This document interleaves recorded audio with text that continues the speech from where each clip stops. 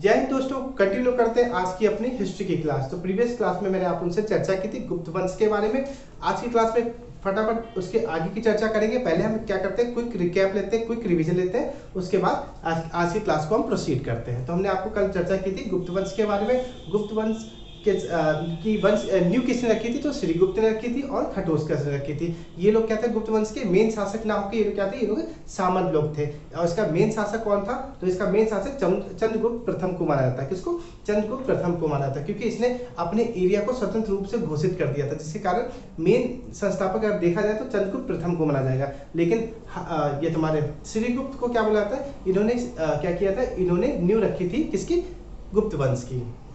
अब जो चंद्रगुप्त प्रथम थे, इनकी शादी किससे हुई थी, तो इनकी शादी हुई थी कुमार देवी से। कुमार देवी कहाँ की थी, ये लिच्छवी राजकुमारी थी, लिच्छवी की राजकुमारी थी। ठीक है, अब इन दोनों की शादी हो गई थी। उस शादी की खुशी में क्या हुआ था, चंद्रगुप्त प्रथम ने राजा रानी के सिक्के चलाए थे, राजा रानी के सिक्के चलाए थे, और इनका एक बेटा हुआ था। इनके बेटे का नाम क्या था, तो इनके बेटे का नाम था समुद्रगुप्त। इनके बेटे का नाम क्या था, समुद्रगुप्त था। और इनके बेटे को लिच्छवी दोहित बोला जाता है। लिच्छवी दोहित इसलिए बोला जाता है क्योंकि जो ये क्या कुमार देवी थी, इनका जो इनका जो ननिहाल था वो कहाँ था, इनका ननिहाल था लिच्छवी में, जिसके कारण समुद्रगुप्त को लिच्छवी दोहित या लिच्छवी का नाती बोला जाता है। हालांकि जो ये समुद्रगुप्त था बिल्कुल ही अपोजिट था किसका, अशोक का। ये बहुत ही प्रतापी था। इसने क्या किया, इसने उत्तर और दक्षिण में क्या किया, कुछ एरिया को अपनी उसमें मिला लिया था, अपने साम्राज्य में मिला लिया था। जैसे कि उत्तर के क्षेत्र थे, उत्तर के कितने क्षेत्र थे, तो उत्तर के करीबन 9 राज्य को क्या किया था, इसने जीत लिया था। और दक्षिण के कितने राज्य को, दक्षिण के 12 राज्यों को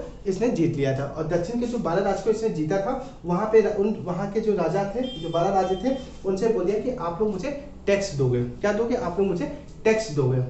ठीक है, तो ये क्या हो गया था, इसका जो ये दक्षिण में जो दक्षिण एरिया क्या था, वो उसको टैक्स देता था, किसको, समुद्रगुप्त को टैक्स के रूप में देता था। और समुद्रगुप्त को क्या बोला था, भारत का नेपोलियन बोला जाता था। और ये बात किसने बोली थी, तो B.S. स्मिथ ने बोली थी। भारत का नेपोलियन किसको बोला जाता है, समुद्रगुप्त को बोला जाता है। और ये बात किसने बोली है, B.S. स्मिथ ने बोली थी। ये इसके पीछे रीजन क्या था, जो यूरोप का एक शासक था, यूरोप का एक शासक था नेपोलियन। उसने क्या किया था, पूरे यूरोप को रौंद के रख दिया था। जैसे कि क्या, ये समुद्रगुप्त था, इसने भी पूरे भारत को रौंद के रख दिया था। इसने दक्षिण में भी, उत्तर में भी कब्जा कर लिया था, दक्षिण में भी कब्जा कर लिया था, जिसके कारण समुद्रगुप्त को क्या बोला जाता था, धरनी बंद बोला जाता, धरनी बंद बोला जाता है। इसी का कंपैरिजन करके क्या हुआ, B.S. स्मिथ ने बोला कि समुद्रगुप्त को भारत का नेपोलियन बोला था। और पुराणों से आपको ये जो पुराण वगैरह था, वहां से आपको एक चीज और पता चलती है कि जो ये समुद्रगुप्त का घोड़ा था, वो 3 नदियों का पानी पीता था। कौन कौन 3 नदियां थी, अरब सागर, बंगाल की खाड़ी और हिंद महासागर का पानी पीता था। क्योंकि ये 3 एरिया जो दक्षिण क्षेत्र में थी, वो क्या थी, टैक्स फ्री थी, जिसके कारण इसका घोड़ा तीनों एरिया में घूमता था। ठीक है, और 3 नदियों का पानी पिया करता था, किसका, समुद्रगुप्त का घोड़ा। ठीक है, इसकी जानकारी हमको कहाँ से प्राप्त होती है, तो इस सब की जानकारी हमको प्राग प्रशस्ति अभिलेख है, प्राग प्रशस्ति अभिलेख से इन सब की हमको जानकारी प्राप्त होती है। और इस अभिलेख को किसने लिखा था, तो हरिसेन ने लिखा था। किसने लिखा था, हरिसेन। और हरिसेन कौन था, हरिसिंह क्या था, किसके दरबार में था, तो समुद्रगुप्त के दरबार में था। और हरिसेन को एक और नाम से जानते हैं, वो नाम क्या है उसका, क्या हरिसेन को महासंघ विग्रह बोलते हैं। महासंघ विग्रह क्यों बोलते हैं, क्योंकि ये जो सिंधी लड़ाई होती है उनमें ये समझौता या निपटारा करवाता है, जिसके कारण महासंघ विग्रह बोला जाता है। ठीक है, समुद्रगुप्त ने सिक्के भी चलवाए थे। कौन से सिक्के चलवाए थे, तो सैनिक भूषण, जो सैनिक के वेशभूषा जो सिक्के थे, वैसे सिक्के चलाए थे। हालांकि इनके जो पिता चंद्रगुप्त प्रथम थे, उन्होंने राजा रानी के सिक्के चलाए थे, और चंद्रगुप्त प्रथम ने सैनिक के वेशभूषा के सिक्के चलाए थे। क्योंकि उसमें जो सिक्का होता था, उसमें जो सैनिक होते थे, आपने देखा होगा सैनिक लोग कैसे कपड़े पहनते हैं, उसके अकॉर्डिंग उस सिक्के पे वो छपा हुआ करता था। ठीक है, तो इसकी भी जानकारी हमको प्राप्त होती है वहां से। फिर समुद्रगुप्त के बाद जो अगला शासक कौन था, तो समुद्रगुप्त के बाद अगला शासक आया था रामगुप्त। और रामगुप्त की शादी किसके साथ हुई थी, तो देवी के साथ हुई थी। और जो आपका ये रामगुप्त था, रामगुप्त का जो भाई था, उसका भाई का नाम क्या था, चंद्रगुप्त द्वितीय था, चंद्रगुप्त द्वितीय था। ठीक है, अब देवी और जो चंद्रगुप्त द्वितीय के आपस में मिलाप हो गया होगा या दोस्ती हो गई, जिसके कारण क्या हुआ, देवी ने क्या किया, अपने हस्बैंड, मतलब अपने पति, कौन पति, इनके पति का नाम क्या था, तो इनके पति का नाम था रामगुप्त। ठीक है। और रामगुप्त कौन थे? समुद्रगुप्त के बाद गुप्त वंश पे शासन करने के लिए आए थे। तो रामगुप्त की शादी किसके साथ हुई? देवी के साथ हुई, लेकिन देवी की और रामगुप्त की आपस में नहीं बनती थी, जिसके कारण देवी ने क्या किया, अपने देवर को फंसा लिया, देवर को, ठीक है। और ये देवर कौन थे? तो ये रामगुप्त के भाई थे, चंद्रगुप्त द्वितीय। और देवी और रामगुप्त द्वितीय ने मिलकर क्या किया, रामगुप्त की हत्या कर दी। किसकी हत्या कर दी? रामगुप्त की हत्या कर दी। इसकी जानकारी हमको कहाँ से प्राप्त होती है? तो एक विशाख दत्त है, उन्होंने अपनी पुस्तक है, विशाख दत्त की जो पुस्तक है, एक मिनट दोस्तों इसको मैं हटा दूं। विशाख दत्त की जो पुस्तक है उससे हमको जानकारी प्राप्त होती है कि क्या किया था चंद्रगुप्त द्वितीय ने और देवी ने अपने हस्बैंड की मृत्यु करा दी थी। और उस पुस्तक का नाम क्या है? तो उस पुस्तक का नाम है देवी चंद्रगुप्तम। उस पुस्तक का नाम है देवी चंद्रगुप्तम। फिर इसके बाद अगला शासक कौन है? तो अगला शासक कौन बना? चंद्रगुप्त द्वितीय। अब आज की क्लास हम यहाँ से कंटिन्यू करते हैं। तो दोस्तों मेरा रिवीजन या डिस्कशन आप लोगों को कैसा लगा? अगर अच्छा लगा तो प्लीज मेरे चैनल को लाइक, शेयर और सब्सक्राइब करना मत भूलिएगा। कंटिन्यू करते हैं आज चंद्रगुप्त द्वितीय से। आइए दोस्तों अब हम चर्चा करते हैं अपने गुप्त वंश में, जो कि अगला शासक कौन था? चंद्रगुप्त द्वितीय था, चंद्रगुप्त द्वितीय। और चंद्रगुप्त द्वितीय ने क्या किया था? ISPK मैंने आपको शॉर्ट ट्रिक बताई थी, ISPK हिंद, यूनानी, शक, पहलव, कुषाण। तो ये कुषाण लोग से क्या होता है? सामंत लोग निकल के आते हैं, सामंत। और सामंत लोगों ने क्या किया था? गुप्त वंश, गुप्त को आगे बढ़ाया था, ठीक है। और गुप्त फिर क्या हुआ था? गुप्त को आगे बढ़ाया था। और गुप्त लोगों ने किस चीज का अंत कर दिया था? तो गुप्त लोगों ने अंत कर दिया था किसका? शक वालों का अंत कर दिया था। गुप्त वालों ने किसका अंत कर दिया था? शक वालों का पूर्णतः अंत कर दिया था, पूरी तरह से शक वालों को नष्ट कर दिया था, जिसके कारण चंद्रगुप्त द्वितीय, इसके अंदर चंद्रगुप्त द्वितीय आते हैं गुप्त वंश के अंदर, ठीक है। तो चंद्रगुप्त द्वितीय ने क्या किया था? शक, जितने भी शक थे सबका अंत कर दिया था। और अंत करने के बाद एक उपाधि उपलब्ध करी थी। वो उपाधि कौन सी थी? वो विक्रमादित्य की उपाधि थी। कौन सी उपाधि थी? विक्रमादित्य की उपाधि उपलब्ध करी थी। चंद्रगुप्त द्वितीय ने शकों को नष्ट करके उपाधि को उपलब्ध किया था। उस उपाधि का नाम था विक्रमादित्य की उपाधि, विक्रमादित्य की उपाधि, ठीक है। कौन सी उपाधि उपलब्ध की थी? विक्रमादित्य की। और इन्होंने अपने शासन के टाइम क्या किया था? चांदी के सिक्के चलाए थे। काहे के सिक्के चलाए थे? चांदी के सिक्के चलाए थे। तो ये है, चांदी के सिक्के भी चलाए थे इन्होंने। और इनके टाइम क्या था? जो न्याय व्यवस्था, मतलब कि कोई व्यक्ति कुछ गलत करता है या सही करता है, मान लो कोई, अगर आपके कोई व्यक्ति है उसने चोरी नहीं करी है और उस टाइम वो झूठ बोल दिया कि किसने चोरी की है, तो ये न्याय भी बहुत जबरदस्त जाता था। कौन? चंद्रगुप्त द्वितीय। इसके टाइम न्याय व्यवस्था बहुत ही जबरदस्त थी। न्याय के कार्य बहुत सही चलता था। जिसने अगर चोरी की है तो पक्का सजा मिलनी चाहिए, चोरी नहीं की है और उस पर आरोप लग रहा है तो उसको छुटाने का कार्य किसका था? चंद्रगुप्त द्वितीय का था। तो क्या थी? न्याय व्यवस्था बहुत जबरदस्त थी। किसके टाइम? चंद्रगुप्त द्वितीय का टाइम। और जब ये न्याय देता था, जब इसके दरबार में कोई आता था, महाराज ऐसी ऐसी बात हो गई या घटना हो गई है जिसके कारण मुझे न्याय नहीं मिला था, तो जब इसको न्याय देना होता था तो क्या करता था? अपना जो राजा महाराजा का जो सिंहासन था उसको छोड़ के दूसरे सिंहासन में बैठता था। वो सिंहासन काहे का बना था? तो सिंहासन था पत्थर का सिंहासन, पत्थर का सिंहासन। किस चीज का सिंहासन था? पत्थर का सिंहासन। न्याय दिलाने के लिए वो किस सिंहासन में बैठता था? चंद्रगुप्त द्वितीय, तो पत्थर के सिंहासन पे बैठता था। और न्याय व्यवस्था अपने पूरे भारतवर्ष में दो शासक थे जिन्होंने बहुत अच्छी तरह से चलाई है। वो कौन कौन से थे? एक आपके जहांगीर थे, द्वितीय चंद्रगुप्त द्वितीय थे। जो प्रथम व्यक्ति था जहांगीर, जहांगीर के टाइम भी ऐसा था, अगर किसी की कोई भी चीज चोरी हो गई तो सीधे क्या करता था? महाराज के जो जहांगीर का जो बेड था वहां सीधे पहुंच जाता था और बोल देता था, घंटी वंटी बजा बुजू के सीधे पहुंच जाता था, क्योंकि उसने कोई भी बंदिश नहीं लगा रखी थी। उसने बोला था किसी भी व्यक्ति को कोई भी प्रॉब्लम हो, जहांगीर ने बोला था, तो सीधे घंटी बजा के मेरे बेडरूम में आके मुझसे बता सकता है और मैं उसको न्याय दिलाऊंगा। तो जहांगीर के टाइम भी न्याय व्यवस्था बहुत जबरदस्त थी और चंद्रगुप्त द्वितीय के टाइम भी जो न्याय व्यवस्था थी वो बहुत ही जबरदस्त हुआ करती थी दोस्तों। फिर क्या हुआ? और इसी के टाइम जो चंद्रगुप्त चंद्रगुप्त द्वितीय के टाइम क्या था? इनके टाइम इनके दरबार में एक चीनी यात्री आया था, एक चीनी यात्री आया था, उसका नाम था फाहियान। उसका नाम क्या था? फाहियान। और फाहियान की सबसे फेमस पुस्तक कौन सी है? तो फाहियान की सबसे फेमस पुस्तक है फो क्यू की। क्या नाम है उसका? फो क्यू की। तो फटाफट रिवीजन करते हैं। चंद्रगुप्त द्वितीय के टाइम क्या हुआ था? चंद्रगुप्त द्वितीय ने क्या किया था? शकों को मार के विक्रमादित्य की उपाधि को उपलब्ध किया था और चांदी के सिक्के चलाए थे। न्याय व्यवस्था बहुत जबरदस्त थी और जब वो न्याय दिलाते थे तो पत्थर के सिंहासन पे बैठते थे और इनके टाइम में, चंद्रगुप्त द्वितीय के टाइम में इनके दरबार में एक चीनी यात्री आया था, उसका नाम था फीहान नाम था, फाहियान नाम था। और फाहियान की जो सबसे फेमस पुस्तक है, उस पुस्तक का नाम है फो क्यू की, फो क्यू की।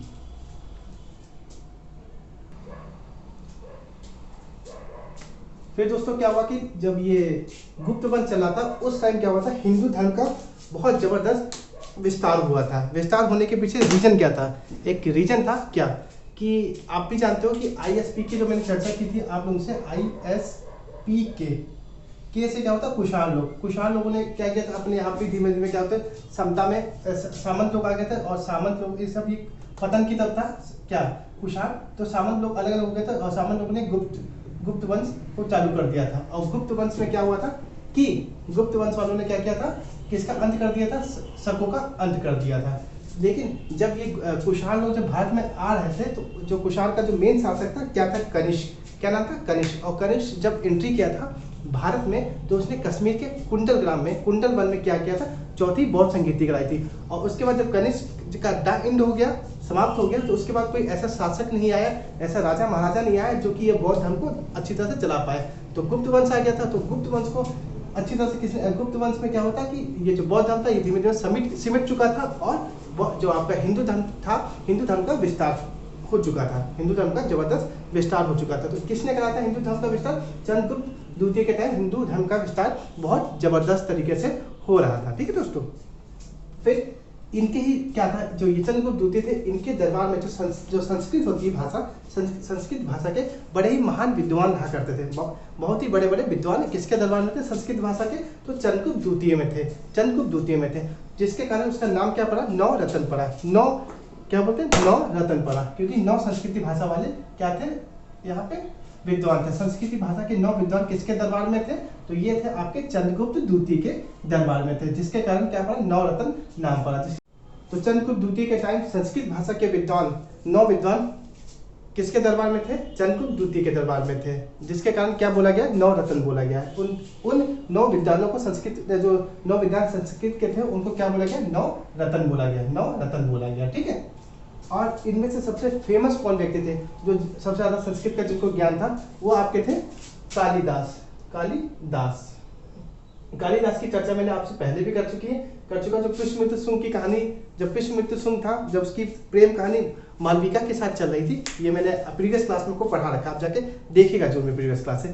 तो प्रीवियस क्लास में मैंने क्या बताया, जब पुष्यमित्र शुंग जब युद्ध करके वापस आया था, तो उसको रास्ते में क्या हुआ था, मालविका नाम की लड़की दिख गई थी और उससे प्रेम हो गया था। तो कालिदास ये सब नोटिस कर रहे थे। तो कालिदास का मेन लक्ष्य क्या था, ये दूर से देखा करते थे, श्रृंगार रस पे ज्यादा ध्यान देते थे। ये इनका main eye catching, I focus क्या था कालिदास का, तो देखा करते थे लोगों के बीच में, किसके बीच में प्रेम प्रसंग चल रहा है, ठीक है, प्रेम बातें चल रही हैं, तो उसको अपनी किताब में उतारने का मेन मुद्दा रहता था, किसका, कालिदास का। तो इन्होंने मालविका अग्निमित्र भी की रचना की, किसने, कालिदास ने की है। और आपकी जो शिव भगवान और पार्वती जी की जो प्रेम कथा है, इसकी भी रचना किसने की है, कालिदास ने की है। उसका नाम क्या है, मैं दोस्तों को बताते हैं,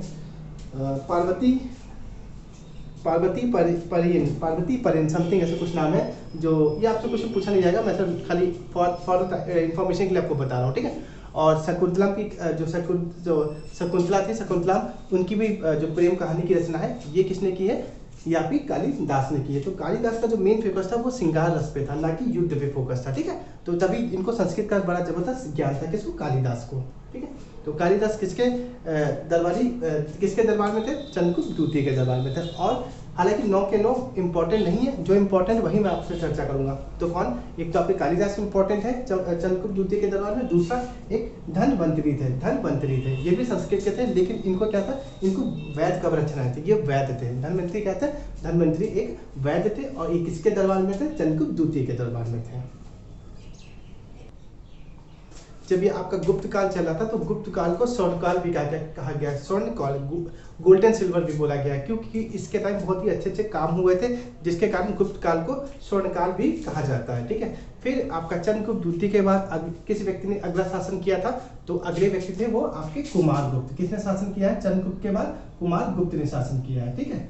और कुमारगुप्त के टाइम ही नालंदा विश्वविद्यालय बना था, और इसके अंदर किस चीज की शिक्षा दी जाती थी, तो महायान शाखा की शिक्षा दी जाती थी, किसकी, महायान, महायान शाखा की शिक्षा दी जाती थी। किसके अंदर? नालंदा विश्वविद्यालय के अंदर। ठीक है, नालंदा विश्वविद्यालय के अंदर महायान जो शाखा था उसकी शिक्षा दी जाती थी। और महायान शाखा के कारण इसको नालंदा विश्वविद्यालय को ऑक्सफोर्ड बुलाया जाता था। क्या बुलाया जाता था? ऑक्सफोर्ड बुलाया था। क्या बोलते थे? ऑक्सफोर्ड बोलते थे। जैसे आज के टाइम जितने भी इंग्लिश मीडियम स्कूल है तो लोग ऑक्सफोर्ड नाम लगा देते, तो उस समय भी बहुत ही प्रचलित था विश्वविद्यालय, जिसके कारण इसको ऑक्सफोर्ड बोला जाता था। ठीक है, और ये पहला विश्वविद्यालय था जिसने हॉस्टल की फैसिलिटी दी थी। मतलब यहाँ पे बच्चे जब पढ़ने जाते थे, महायान की जब शिक्षा लेने जाते थे, तो क्या करते थे? घर को छोड़ के यहाँ हॉस्टल में रहते थे। जैसे आजकल के टाइम के लोग पीजी में रहते हैं या जो स्कूल होता है उनके हॉस्टल में रहते हैं। तो ये बहुत पुरानी बात है। उस समय भी क्या था कि लोग क्या करते थे? हॉस्टल की फैसिलिटी हमको किसने पहली बार दी थी? किस विश्वविद्यालय ने? तो नालंदा विश्वविद्यालय ने हमको पहली बार हॉस्टल की फैसिलिटी दी थी। और नालंदा विश्वविद्यालय में हमको किस शाखा के बारे में पढ़ाया जाता था?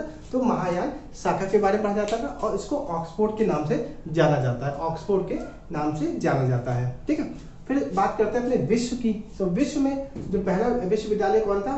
कुमार गुप्त के टाइम तो तक्षशिला का विश्वविद्यालय था। ये विश्व की बात आ गई। ठीक है, विश्व की बात आ गई। ठीक है, तो तक्षशिला विश्वविद्यालय था। और इसको बनाया किसने था? तो इसको बनाया था राजा तक्ष ने बनाया था। ठीक है, तो तक्षशिला विश्वविद्यालय को किसने बनाया था? तो राजा तक्ष ने बनाया था। और ये कहाँ पे था? तो ये पाकिस्तान के रावलपिंडी में था। कहाँ था? पाकिस्तान के रावलपिंडी में था। तक्षशिला विश्वविद्यालय आपका कहाँ था? पाकिस्तान के रावलपिंडी में था। ठीक है, और इसको किसने बनाया था? तो राजा तक्ष ने बनाया था। राजा तक्ष ने इसको बनवाया था। ठीक है, तो अब आपसे क्वेश्चन पुट अप किया जाता है कि मौर्य काल में शिक्षा का सबसे बड़ा केंद्र क्या था? जब मौर्य काल चला था उस समय शिक्षा का सबसे बड़ा केंद्र क्या था? ये बताइए आप लोग फटाफट। तो उस समय जब मौर्य काल था तो उस समय शिक्षा का केंद्र सबसे बड़ा क्या था आप लोगों का? तो ये तक्षशिला विश्वविद्यालय था। फिर आपका आता है गुप्त काल में शिक्षा का सबसे बड़ा सूत्र क्या था? जो गुप्त काल चला था उस समय शिक्षा का सबसे बड़ा सूत्र क्या था? तो वो आपका था क्या? वो आपका था नालंदा विश्वविद्यालय। गुप्त काल में हमको शिक्षा का केंद्र क्या था? गुप्त काल के टाइम जो शिक्षा का केंद्र था वह हमका क्या था? नालंदा विश्वविद्यालय था। और तक्षशिला के मौर्य काल जब मौर्य वंश चला था उस टाइम था। मौर्य वंश जब चल रहा था तब हमको शिक्षा किस केंद्र से मिलती थी? तो हमको मिलती थी तक्षशिला से, और नालंदा से हमको गुप्त के टाइम मिलती थी। ये चीज आप लोग याद रखना। फिर क्या हुआ कि जो ये आपका कौन सा विश्वविद्यालय? ये आपका नालंदा विश्वविद्यालय को 1198 ईस्वी में क्या हुआ था? 1198 ईस्वी में क्या हुआ था कि यहाँ क्या था? कुतुबुद्दीन ऐबक, इसको मैं लिख देता हूँ नालंदा विश्वविद्यालय को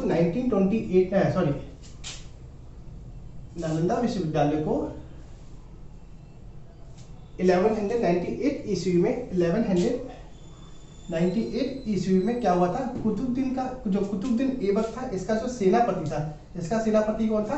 बख्तियार खिलजी था। कौन था? बख्तियार खिलजी था। एक मिनट कहाँ गया? ये रहा। तो कुतुबुद्दीन ऐबक का जो सेनापति था कौन था? बख्तियार खिलजी था। इसने क्या किया था? बख्तियार खिलजी ने क्या किया था? जो नालंदा विश्वविद्यालय था इसको ध्वस्त कर दिया था, इसको नष्ट कर दिया था। आई होप ये कहानी आप लोगों को समझ में आ गई होगी। अगर मेरा डिस्कशन अच्छा लगा तो प्लीज़ मेरे चैनल को लाइक, शेयर और सब्सक्राइब करना मत भूलिएगा दोस्तों। आगे की चर्चा हम आपकी कल की क्लास में करेंगे। ठीक है, जय हिंद दोस्तों।